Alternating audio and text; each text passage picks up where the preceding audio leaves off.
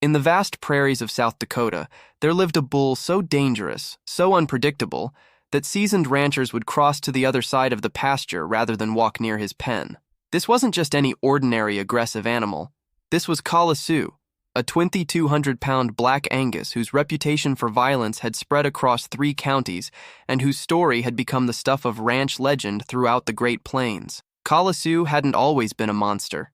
5 years ago, he had been the pride of Sunset Valley Ranch, a magnificent breeding bull with bloodlines worth more than most people's houses, but something had broken inside him during a brutal attack by a pack of wolves that had killed his favorite cow and left him with scars that ran deeper than the flesh. From that night forward, Coliseu had declared war on the world, transforming from a gentle giant into a force of pure rage that struck fear into the hearts of everyone who encountered him. Ranch owner Bill Morrison had tried everything to manage the traumatized bull. Professional animal behaviorists from as far away as California, veterinary sedation that required tranquilizer guns, specialized equipment designed for handling dangerous livestock, nothing worked. Coliseu would charge at anyone who came within 50 feet of his reinforced pen, his massive horns and 200 pounds of muscle, turning him into a living battering ram that had sent 3 experienced ranch hands to the hospital over the past 2 years. "That bull is possessed by something evil," said Tom Bradley, the ranch foreman who had worked with cattle for 35 years. "I've seen aggressive animals before, but Coliseu is different. He doesn't just want to protect himself, he wants to hurt people. There's a hatred in his eyes that's almost human." The stories about Coliseu had become local folklore in the rural communities around Rapid City. He had destroyed 4 different pens, each one built stronger than the last. He had charged through electric fencing that would stop a freight train. He had even attacked a tractor, leaving horn marks in the metal that served as a permanent reminder of his fury. Insurance companies refused to cover any accidents involving him, and animal control officers had recommended euthanasia multiple times. But Bill Morrison couldn't bring himself to destroy Coliseu, despite the danger and expense. "Somewhere inside that monster is the bull I remember," he would tell visitors who came to see the infamous animal. "Before the attack, Coliseu was the gentlest creature you'd ever meet. Kids could pet him. He'd follow me around like a dog. That's not who he really is." The pen that now contained Coliseu was a fortress. Steel bars 6 inches thick, concrete foundations that went 8 feet underground, double-locked gates that required 2 people to open safely. Warning signs in English and Spanish were posted every 10 feet. "Danger, aggressive bull, do not approach, keep 100 feet away." The local sheriff's department had even installed emergency call boxes around the perimeter in case someone was attacked. Coliseu spent his days pacing the boundaries of his prison, his massive head lowered, his eyes constantly scanning for threats or opportunities to strike. He had developed patterns that the ranch hands had memorized for their own safety. Morning rage sessions where he would charge the fences until exhaustion, afternoon periods of deadly stillness where he would stand motionless but alert, and evening hours of pacing that sounded like thunder rolling across the prairie. The bull had become a tourist attraction of sorts, with people driving from hundreds of miles away to see the meanest bull in the Dakotas. They would park their cars at a safe distance and watch through binoculars as Coliseu demonstrated his legendary aggression, charging at vehicles, destroying anything that was placed near his pen, and displaying a level of sustained fury that defied natural behavior patterns. "He's like a wild animal that's been caged too long," observed Dr. Sarah Chen, a veterinarian from the University of South Dakota who had studied Coliseu's case. "The trauma from losing his cow triggered something primal, and now he's trapped in a permanent fight-or-flight response. His brain literally cannot process that he's safe." Local newspapers had covered Coliseu's story multiple times, usually in articles about dangerous animals or failed rehabilitation attempts. The Rapid City Journal had called him the most dangerous domestic animal in South Dakota, while ranching magazines used his case as an example of how trauma could permanently damage livestock behavior. But on a cold November morning in 2023, everything changed when a beaten-up pickup truck with Mexican license plates pulled into the driveway of Sunset Valley Ranch. Behind the wheel was Juan Morales, a 23-year-old migrant worker who had traveled 200 miles from his home in Guadalajara, following rumors of work on the Dakota cattle ranches. Juan had arrived in South Dakota with less than $50 in his pocket, sleeping in his truck and taking odd jobs wherever he could find them. He was small in stature, barely 5'6" and 140 pounds, but he carried himself with the quiet dignity of someone who had faced hardship and survived. His hands were calloused from years of manual labor, His clothes were worn but clean, and his eyes held the determined look of a young man who refused to let poverty defeat his dreams. When Juan knocked on the door of the ranch house and asked Bill Morrison for work, the rancher's first instinct was to turn him away. "I don't have any positions open," Bill said, noting the young man's obvious desperation. "And even if I did, this isn't a place for someone without experience with dangerous animals." But something about Juan's respectful persistence touched Bill's heart.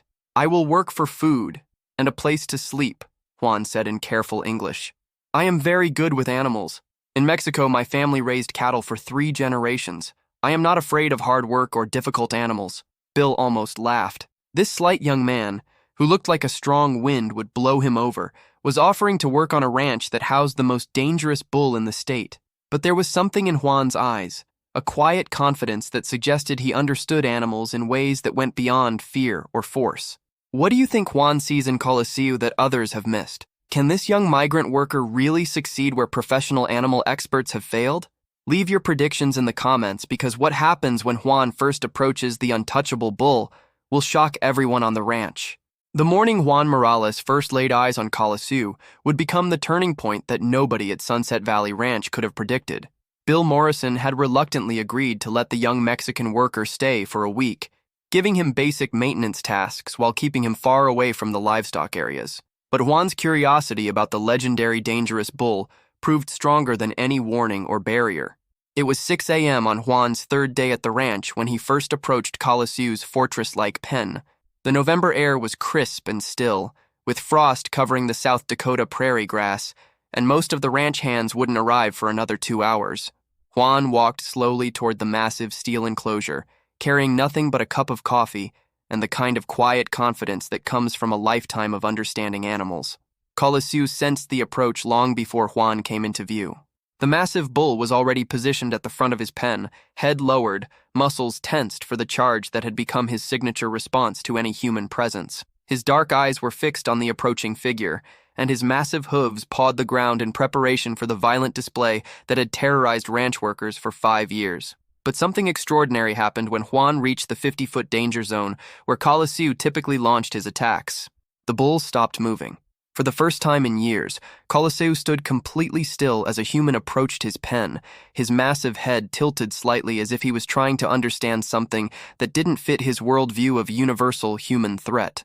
Juan continued walking until he reached the steel bars of the pen, close enough that Coliseu could have easily reached him with his massive horns if he chose to charge. Instead, the 2,100-pound animal simply watched, his breathing visible in the cold morning air, but his body language suggesting curiosity rather than rage. "Hola, amigo," Juan said softly, his voice carrying the gentle tone he had learned from his grandfather, who had been known throughout Guadalajara for his ability to calm the most difficult animals. "I know you are angry. I know you are hurt. But you are safe now. No one here wants to harm you." The words were spoken in Spanish, a language Coliseu had never heard before, but somehow the tone and cadence seemed to reach something deep inside the traumatized animal. For the first time in 5 years, Coliseu's ears moved forward in a gesture that animal behaviorists recognize as curiosity and potential trust. Juan pulled a small apple from his pocket, part of his meager breakfast, and held it out toward the bars of the pen. Not close enough for Coliseu to grab it, but close enough for the bull to see and smell the offering. "This is for you," Juan said quietly. "No tricks, no traps. Just a gift from someone who understands what it means to be far from home and afraid." Coliseu stared at the apple for several long moments, his massive body trembling slightly as internal conflicts raged between his learned distrust of humans and something deeper that recognized genuine kindness. Slowly, carefully, he took one step forward, then another. The ranch hands who would arrive later would never believe what happened next. The bull that no one could touch, the animal that had sent 3 men to the hospital, gently extended his massive head toward Juan's outstretched hand and delicately took the apple with his lips, careful not to make contact with the young man's fingers. It was the first voluntary, positive interaction Coliseu had had with a human being in 5 years. "Muy bien," Juan whispered, his heart racing as he realized the magnitude of what had just occurred. "You remember how to trust. You just forgot for a while." If this incredible breakthrough between Juan and the untouchable bull is giving you chills, please hit that like button and subscribe to our channel. We share amazing stories of human-animal connections like this every week, and trust me, what happens next will restore your faith in the power of patience and understanding. Over the following days, Juan began arriving at Coliseu's pen an hour before anyone else reached the ranch. He would stand at the fence and talk to the massive bull in soft Spanish, sharing stories about his family's cattle in Mexico, his journey to South Dakota, and his dreams of earning enough money to bring his younger sister to America for college. Coliseu began looking forward to these morning conversations. Ranch hands started noticing that the bull's legendary morning rage sessions had stopped.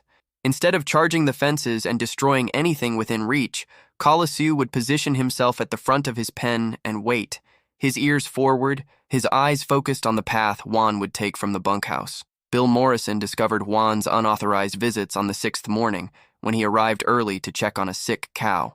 What he saw through the pre-dawn darkness made him stop his truck and stare in disbelief. Juan was sitting cross-legged on the ground just outside Coliseu's pen, and the massive bull was lying down facing him, as calm and peaceful as a house cat. "What in the hell?"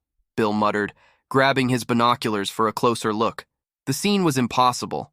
Coliseu, the most dangerous animal on the ranch, was actually listening as Juan read to him from a Spanish-language newspaper. The bull's eyes were alert but relaxed, his breathing steady and calm. When Bill approached to investigate, Coliseu's demeanor immediately shifted back to alert caution, but he didn't charge. Instead, he positioned himself protectively between Juan and the approaching ranch owner, as if the young Mexican worker had become something precious that needed safeguarding. "Juan!" Bill called out, his voice tight with concern and amazement. "What are you doing? Do you understand how dangerous this animal is?" Juan stood slowly, his movements careful and deliberate to avoid alarming Coliseu. "Mr. Morrison, I know you told me to stay away from the bull, but I could hear his sadness from the bunkhouse at night. He is not dangerous. He is broken. In Mexico, my grandfather taught me that every animal speaks a language of pain or peace." Coliseu has been speaking pain for 5 years, but underneath he still remembers peace. The explanation should have resulted in Juan's immediate dismissal from the ranch. Instead, Bill found himself fascinated by what he was witnessing. This slight young man had accomplished in 6 days what teams of professional animal behaviorists had failed to achieve in 5 years. Coliseu was calm, alert, and showing signs of the gentle nature that Bill remembered from before the wolf attack. "How?" Bill asked, his voice filled with wonder. "How did you know he would respond to you?" Juan smiled, reaching through the fence bars to gently touch Coliseu's massive forehead. The bull leaned into the contact like a giant cat seeking affection. "Because we understand each other," Juan explained. "We are both far from home, both trying to survive in a place that sees us as dangerous or unwanted, but we know who we really are inside." Word of Juan's breakthrough with Coliseu spread quickly through the ranch community. Veterinarians, animal behaviorists, and reporters began arriving at Sunset Valley Ranch to witness the impossible. A 140-pound migrant worker had tamed the most dangerous bull in South Dakota using nothing but patience, kindness, and an understanding that transcended language and species barriers. Dr. Sarah Chen returned to the ranch with a team of graduate students to document what she was calling the most significant case of animal rehabilitation through empathetic connection in modern veterinary history. Local news stations covered the story, and the footage of Juan calmly petting Coliseu went viral on social media. But for Juan, the attention was secondary to the relationship he had built with Coliseu. He had found in this traumatized bull a kindred spirit who understood the pain of being misunderstood, the loneliness of being feared, and the healing power of patient, unconditional acceptance. Can Juan's connection with Coliseu help heal both of their traumatic pasts? What will happen when the outside world tries to exploit this incredible bond? Leave your thoughts in the comments because the final chapter reveals a transformation that will touch your heart and prove that sometimes the most broken souls can heal each other. 6 months after Juan Morales first approached the untouchable Coliseu, the transformation at Sunset Valley Ranch was so profound that visitors could barely believe they were looking at the same animal that had once terrorized 3 counties. But the real miracle wasn't just in Coliseu's rehabilitation. It was in how the bond between a traumatized bull and a determined young man had created ripples of change that extended far beyond the boundaries of a South Dakota ranch. The massive steel fortress that had contained Coliseu for 5 years had been dismantled, replaced by a simple wooden fence that the bull could easily step over if he chose. But Coliseu never tried to escape. Instead, He spent his days following Juan around the ranch like an enormous, devoted dog, helping with tasks that seemed impossible for a bull to understand, let alone assist with. "It's the damnedest thing I've ever seen," Bill Morrison told reporters who continued to visit the ranch. "Juan will be fixing a fence post and Coliseu will stand there holding tools in his mouth. When Juan moves hay bales, that bull positions himself to help push them. It's like they developed their own language that nobody else can understand." The transformation in Coliseu was visible in every aspect of his behavior. The rage that had consumed him for 5 years had been replaced by a gentle protectiveness, especially toward Juan. The massive bull would position himself between Juan and any strangers who visited the ranch, not aggressively, but watchfully, as if he had appointed himself as the young man's guardian. Dr. Sarah Chen had documented changes in Coliseu that challenged everything the veterinary community understood about trauma recovery in animals. "His cortisol levels have dropped to normal ranges for the first time in 5 years, she explained to a gathering of animal behaviorists. "His muscle tension has decreased, his appetite has normalized, and he's displaying social behaviors that we haven't seen since before his initial trauma. This isn't just rehabilitation, this is complete psychological healing."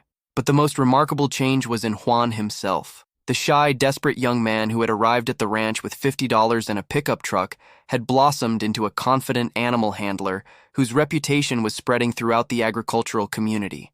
Ranchers from across the Midwest were bringing their most difficult animals to Sunset Valley Ranch, hoping that Juan's mysterious gift could help their own problem livestock. Juan had discovered that his connection with animals extended far beyond Coliseu. Horses that had been considered unbreakable became calm under his touch. Aggressive cattle that other handlers couldn't manage would follow Juan's gentle commands. His techniques, which he had learned from his grandfather in Mexico, combined traditional animal husbandry with an intuitive understanding of animal psychology that seemed almost supernatural.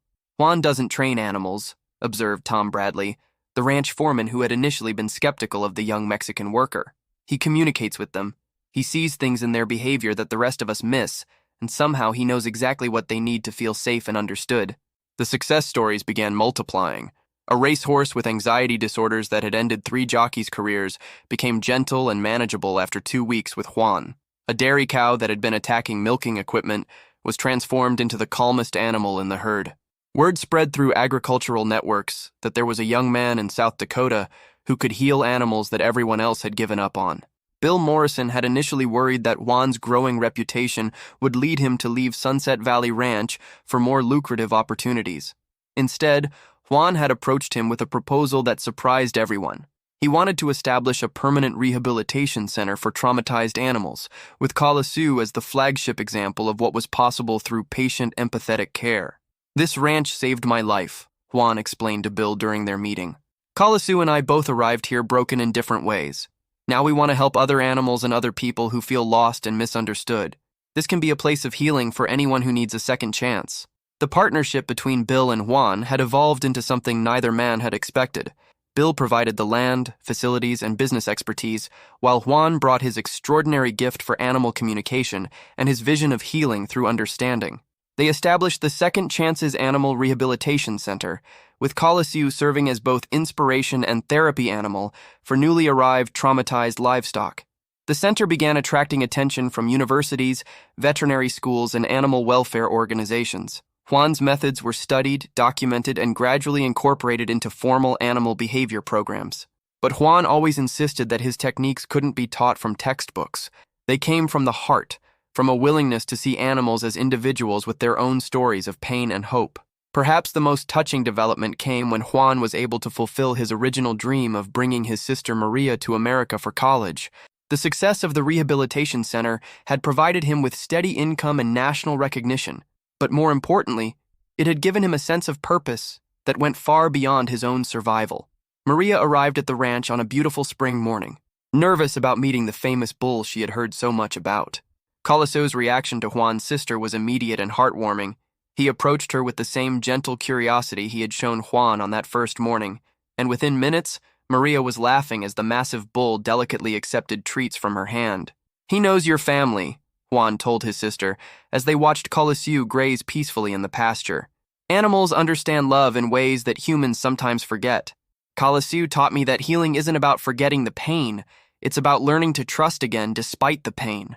The rehabilitation center had become a beacon of hope for the agricultural community, proving that animals previously considered hopeless could be transformed through patience, understanding, and genuine care.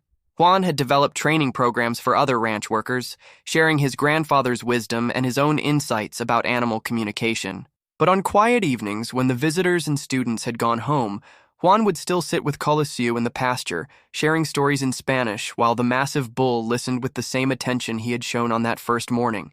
Their bond had transcended the original rescue. They had become family, each having saved the other from despair and loneliness. People ask me what my secret is with animals, Juan reflected during a recent interview. The truth is, there is no secret. Animals, like people, just want to be understood, accepted, and loved for who they are. Coliseu taught me that sometimes the most broken souls have the most love to give once they learn to trust again. The story of Juan and Coliseu had become an inspiration far beyond the ranching community. Their journey from mutual brokenness to healing partnership demonstrated that connection and understanding could overcome even the deepest trauma, and that sometimes the most unlikely friendships become the strongest foundations for healing. As the sun set over the South Dakota prairie, Coliseu stood peacefully in his pasture, no longer the feared monster of local legend, but a gentle giant who had found his way home through the kindness of a young man who refused to see him as anything other than a soul in need of understanding. What does this incredible story teach us about the power of empathy and patience in healing trauma? How can we apply Juan's approach to our own relationships with those who seem difficult or unreachable? Share your thoughts in the comments, because stories like this remind us that every being, human or animal, carries both wounds and the capacity for healing. And sometimes all it takes is one person willing to see past the fear to the heart underneath. No one ever dared to touch this bull thought until that needy young man arrived. No one ever dared to touch this bullion until that needy young man arrived.